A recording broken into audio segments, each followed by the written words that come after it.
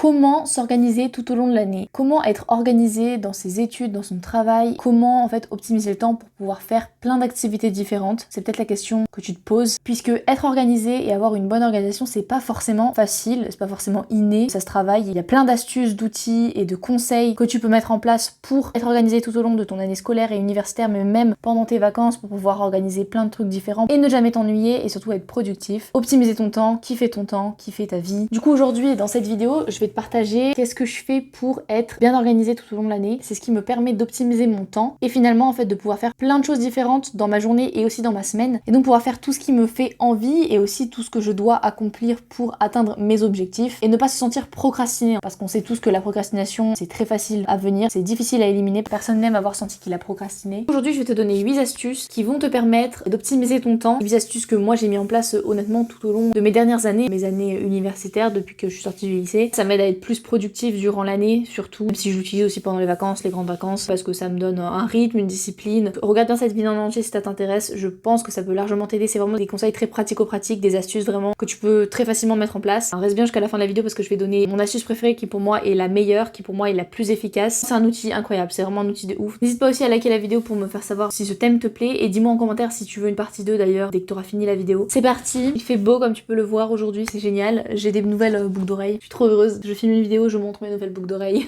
Je vais aller faire le ménage dans pas très longtemps, mais je vais commencer un petit peu à te donner mes premières astuces qui sont les astuces un peu les plus simples, mais je pense que c'est bien de le rappeler. C'est pas parce que c'est évident qu'on le fait, et pourtant ça permet de gagner un temps fou. Dans un premier temps, mon premier conseil pour être bien organisé dans ton sac et dans ta trousse, mon conseil en tant qu'étudiant en tout cas, je sais que c'est largement faisable quand tu es étudiant, quand tu es en post-lycée, c'est de ne pas te surcharger, de rester minimaliste dans ce que tu emportes avec toi dans ton sac et dans ta trousse. D'ailleurs, à ce sujet-là, je t'ai fait une vidéo sur moi, qu'est-ce que j'emportais dans mon sac d'étudiante. Je te la mets en barre d'infos parce qu'elle est toujours valable, ça j'ai rien changé, je reste le plus minimaliste possible. Dans mon cas, je fais quand même les trajets en train de chez moi à la fac, donc quand je suis à la fac à Sciences Po, je peux pas facilement rentrer chez moi, changer mes cours, etc. de mon sac, donc je vais peut-être prendre un peu plus de choses que la plupart des gens, mais dans tous les cas, même moi, je reste minimaliste. Et rester minimaliste et pas se surcharger dans ce sens-là, c'est si t'écris à la main ou au papier, ne pas prendre trop de feuilles, ne pas toujours prendre tous tes cours avec toi. Si t'es sur ordinateur, de toute façon, c'est à peu près le strict minimum dont tu auras besoin, donc un petit ordinateur, à la limite un petit agenda si t'as besoin. Dans ta trousse, pareil, tu vas avoir quelques stylos, mais ça sert à rien de prendre tout ton paquet de surligneurs, prends-en un ou deux, ça sert pas toujours même de prendre des ciseaux ou de la colle. Par rapport au fait d'être au lycée, il y a moyen de décharger son sac beaucoup. Le fait de pas avoir trop de choses, ça te permet d'être plus organisé, que ce soit plus clair dans ta tête, d'avoir vraiment ce que t'as besoin, et ça évitera aussi que tu sois tout le temps en train de charger et décharger ton sac. Ça c'était juste la mise en bouche. Mon deuxième conseil très important, la base, fais des to-do list. C'est pas faire plein de to-do list à n'importe quel moment de la journée.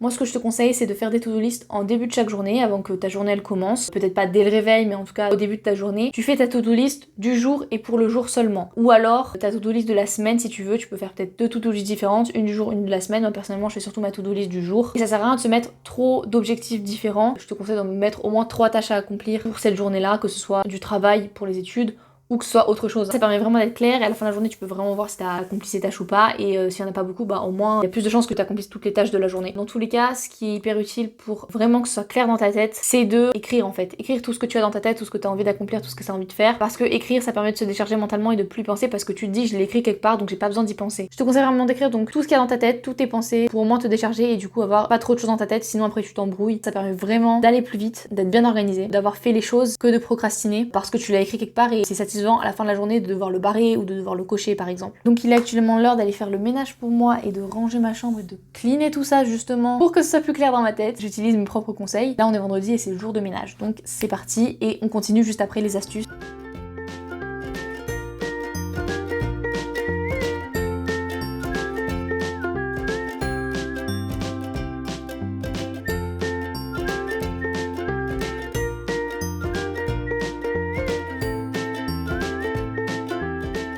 Ma troisième astuce pour être bien organisé dans tes études, c'est vraiment d'avoir une routine universitaire ou une routine scolaire chaque matin. Donc comme tu vas avoir une morning routine ou une night routine, faire la même chose pour tes études. Donc moi la mienne par exemple, chaque matin avant d'aller en cours, je vérifie toujours mes mails, donc mon adresse email universitaire, pour savoir s'il n'y a pas eu des cours annulés, des changements de cours, des choses à savoir avant la journée de cours parfois. Au dernier moment on a des informations qui arrivent, donc ça peut toujours être intéressant. Et je vérifie aussi du coup mon emploi du temps en ligne, s'il n'y a pas une salle ou quelque chose qui a changé, ou un cours qui a changé, ou des horaires. Et aussi généralement je relis mes cours pour savoir savoir où j'en suis, ou je les reprends si j'ai pas eu le temps de les reprendre avant, je relis mes lectures ou mes prises de notes, ou je finis mes lectures si j'ai pas eu le temps de les finir. Parfois j'arrive pas non plus à tout lire en entier, mais j'essaie au moins de commencer la lecture ou de lire le résumé, voire lire la conclusion si j'ai vraiment pas le temps de tout faire. Mais chaque matin je fais à peu près ça, et souvent je le fais quand je suis dans les transports en commun, donc généralement dans le train parce que c'est assez pratique et ça me gagne vraiment du temps. Ça rejoint ma quatrième astuce qui est de travailler dans les transports si tu peux et si tu as des transports. C'est pas le cas de tous les étudiants, la plupart d'ailleurs ne prennent pas le train comme je le fais. Malgré tout c'est possible si tu prends le tram. Bon, ce qui n'est pas possible bien sûr c'est si tu vas en vélo par exemple, ou même à pied ça peut être un peu plus compliqué. Quoique à pied ça peut se faire aussi si par exemple tu t'es enregistré en lisant tes cours, ou que t'écoutes un podcast ou quelque chose qui va t'aider pour tes cours, parce que c'est pas toujours des lectures, parfois tu peux avoir des podcasts ou des vidéos à écouter. Donc en marchant ça peut se faire. Bien sûr dans le train c'est hyper pratique parce que tu peux tout faire. Déjà tu peux brancher ton ordinateur ou ton téléphone, si t'as besoin de travailler sur ordinateur ou téléphone tu peux charger. Généralement t'as des tablettes donc tu peux t'appuyer pour écrire, pour lire, pour surligner, pour faire du travail sur ordi, tu peux vraiment tout faire. Et même dans le tram tu peux pas forcément sortir ton ordinateur, c'est pas forcément easy, mais souvent si tu peux avoir une place assise tu peux quand même faire tes lectures, parfois même surligner, relire tes notes. Personnellement je passe beaucoup de temps dans les transports et je sais que même les personnes qui n'habitent pas loin des cours, ils ont généralement pas mal de temps de par exemple le tram à faire. Finalement même si c'est 20 minutes, en 20 minutes tu peux faire plein de choses, tu peux t'avancer vraiment sur tes cours. Le transport c'est vraiment le moment où on peut vraiment perdre du temps. Après je dis pas, je travaille pas à chaque fois, à chaque trajet, à chaque moment que j'ai dans les transports. Parfois je suis fatiguée, j'ai vraiment plus l'énergie, plus la concentration, et si j'ai pas la concentration finalement je vais être contre-productive, donc ça sert vraiment à rien. Dans ces cas je prends du temps pour me reposer, donc parfois ça m'arrive de dormir, vraiment de fermer les yeux pour récupérer un peu. Et sinon je me détends, j'écoute de la musique, un podcast qui n'est pas forcément en lien avec les cours, souffler, profiter, être un peu plus dans l'instant. Si tu as l'énergie, la concentration et que tu es déterminé pour travailler dans les transports, ça va te gagner beaucoup de temps. Ma cinquième astuce, ça peut paraître basique mais c'est vraiment hyper important, c'est finalement de préparer tes affaires en avance le soir pour le lendemain, ce qui est quelque chose que j'ai toujours fait tout au long de ma scolarité, donc ça c'est une constante chez moi. Fais-le en détail et fais-le pour te décharger mentalement aussi. C'est-à-dire que moi personnellement, je prends mon exemple, je prépare mon sac, donc toutes les affaires qui doivent aller dans mon sac et que je peux mettre dès le début dans mon sac, parce que parfois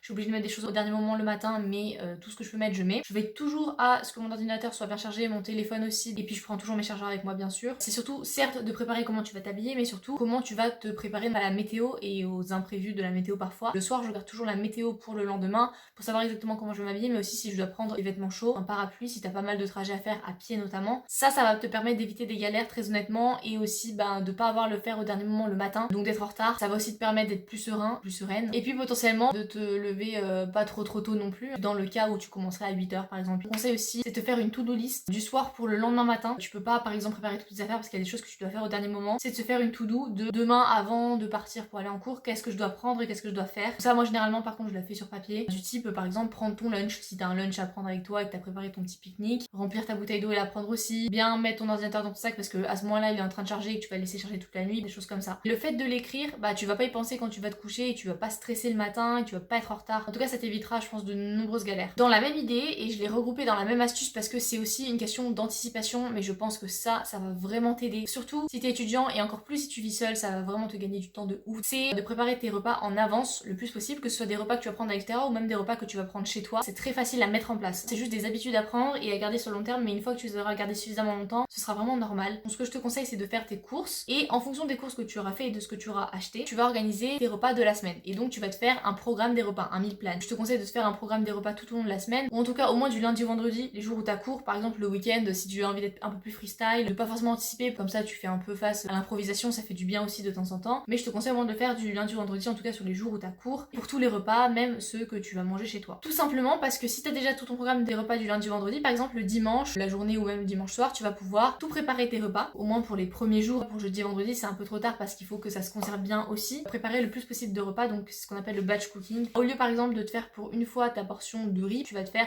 3 portions de riz pour 3 repas différents dans la semaine. Tu vas vraiment aussi économiser en temps, en argent, en électricité, etc. Sachant que quand t'es seul, faire des plus grandes quantités pour tes autres repas, c'est pas très compliqué non plus. Tu prépares tes repas dans des différents tupperwares, certains que tu vas emmener avec toi si t'en emmènes pour aller à la fac, et sinon quand t'arrives le soir, t'auras juste à sortir ton tupperware, à te faire réchauffer, et au pire à assaisonner un petit peu si c'est pas fait, et à manger. Et du coup t'auras plus de temps pour soit travailler, soit te poser, soit faire un peu de sport. Tu vas vraiment gagner du temps, ça je te l'assure, c'est incroyable. Ça nécessite pas de faire des trucs compliqués, non, te prends pas la tête, fais tes trucs simples. Tu fais cuire tes céréales, tu fais cuire aussi tes légumes, tes légumineuses aussi, ou tes protéines à côté. C'est pas très compliqué, c'est juste de l'assemblage. Tout cuisiner tes plats en même moment. Sur le coup, ça va te prendre un peu de temps, mais après, tu vas gagner du temps dans la semaine. N'hésite pas à acheter parfois des surgelés, ça peut être pratique, même des légumes, ça peut se conserver autant de temps que tu veux. Et parfois, ça peut vraiment dépanner, c'est pas très loin à faire cuire. Moi, les meal plans, c'est ce que je fais. Alors moi, je ne vis pas toute seule, c'est un peu différent. Il faut s'adapter aux envies de tout le monde, à l'emploi du temps un peu de tout le monde, à ce que tout le monde peut faire. Et en plus, parfois, on mange pas tous en même temps. Mais ça se fait même quand on est plusieurs. C'est ce que je faisais en Angleterre quand j'étais toute seule aussi. Là-bas, la différence, c'est que je partageais une cuisine, donc j'avais pas forcément la place que je faisais un petit peu différemment. Je faisais par exemple mon programme des repas pour lundi, mardi, mercredi, et ensuite j'adaptais parce que mercredi je faisais mes courses, donc je faisais pour la fin de la semaine, donc je faisais un petit peu en 2 fois. Mais tu vois, c'est adaptable. Tu peux utiliser cette astuce et le faire un petit peu à ta façon. Le batch cooking, c'est quelque chose que je fais, mais pas tout le temps. En ce moment, en période de vacances, je le fais pas énormément. Donc, quand on se cuisine quelque chose, on le fait pour plusieurs portions,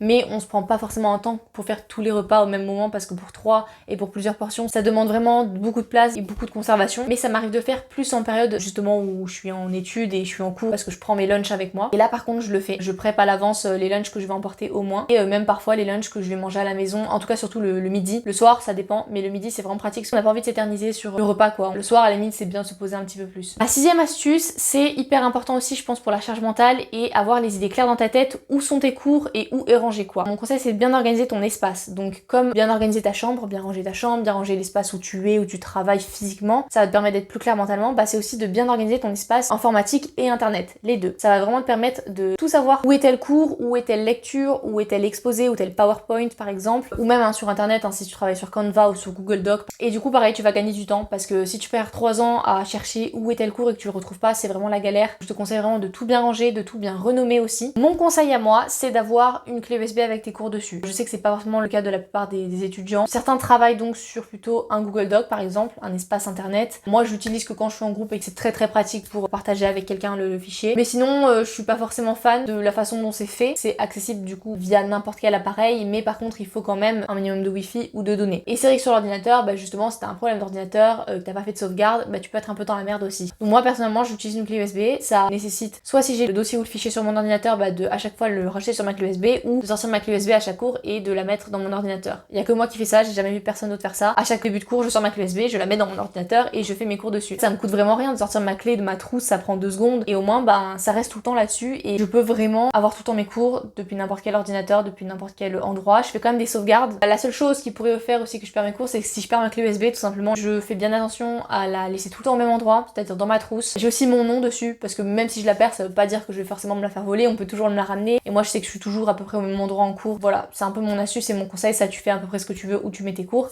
Par contre, ce que je te conseille vraiment, c'est vraiment de bien classer tes cours, peu importe là où tu les mets, que ce soit dans ta clé ou pas, en fonction des années, en fonction des matières. Aussi de mettre tout ce qui est administratif pour tes inscriptions, tes papiers administratifs, ton certificat de scolarité par exemple, de faire des dossiers différents pour chaque année, chaque matière, chaque inscription différente. En fonction aussi ensuite du type de devoir, si c'est tes cours, ou si c'est un exposé, si c'est un examen. Et mon deuxième conseil qui découle de celui-là, je te conseille aussi d'organiser bien ton espace internet, dans le sens où par exemple, fais-toi des favoris et classe bien tes favoris aussi. Donc voilà, si t'as ton email universitaire, l'espace où il y a ton emploi du temps, ça peut être Word référence, pour les langues, des sites d'actualité, tous les favoris que tu utilises, tu mets ça dans des petits dossiers, tu fais même des sous-dossiers s'il y a besoin, fais-toi plaisir et ce sera tout clair, tu perdras jamais de temps. Chaque matin par exemple, quand tu vas faire ta routine, checker tes mails, checker ton emploi du temps, bah tu sais exactement où tu vas tout le temps au même endroit, c'est systématique. Ma 7e astuce, ça concerne les applications. Il y a quand même beaucoup d'applications qui peuvent t'aider en règle générale pour tout et tu vas pouvoir optimiser ton temps, peut-être même gagner de l'argent, aller plus vite. Par exemple, moi je sais que c'est le cas pour Grenoble, mais ça doit être le cas pour d'autres villes et d'autres villes étudiantes. Il y a toujours des applications qui t'aident par exemple pour avoir les horaires de tram, savoir quand ton tram va arriver, à quelle heure tu dois partir chez toi pour éviter d'être en retard,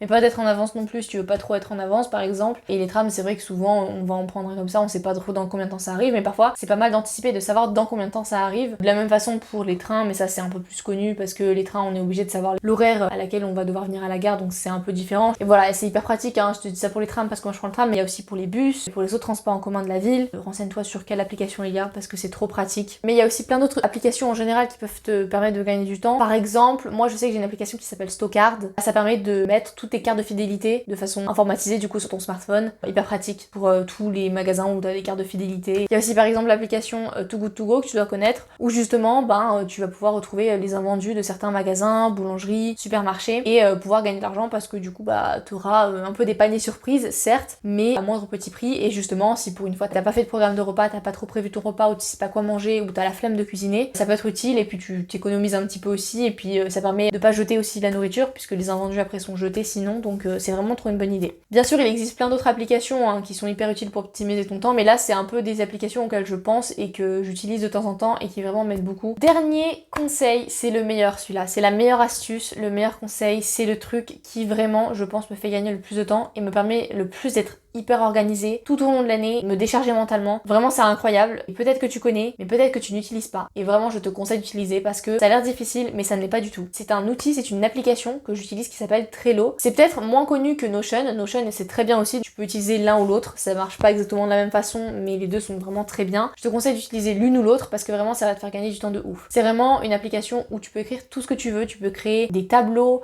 des petites étiquettes, des petites listes. Il y a vraiment tout qui est intégré là-dedans pour être bien organisé, faire des checklists, mettre des programmations, mettre une alarme pour te rappeler quelque chose, enfin vraiment c'est trop bien. Et donc vu que c'est une application, tu peux y accéder via ton téléphone, ton ordinateur, voilà ça marche avec la wifi, les données. C'est vraiment accessible partout et moi personnellement j'y écris absolument tout. En plus, l'avantage, en tout cas avec Trello, mais avec Notion aussi, il me semble bien, c'est que tu peux partager tes tableaux, tes étiquettes, tes listes avec d'autres membres de ta famille. Il suffit juste de se partager le tableau. Tout le monde peut y accéder en fait si vous êtes plusieurs sur le tableau parce que ça concerne plusieurs personnes. Moi personnellement, j'ai un tableau du coup personnel où je mets tout ce dont à quoi je pense. C'est vraiment ce qui me permet de pas y penser dans ma tête finalement, sinon ce serait un vieux bordel là-dedans. Par exemple, je te refais un screen vidéo pour que tu vois à quoi ça ressemble, mais là je suis en train de regarder donc sur mon ordinateur. J'ai énormément de choses.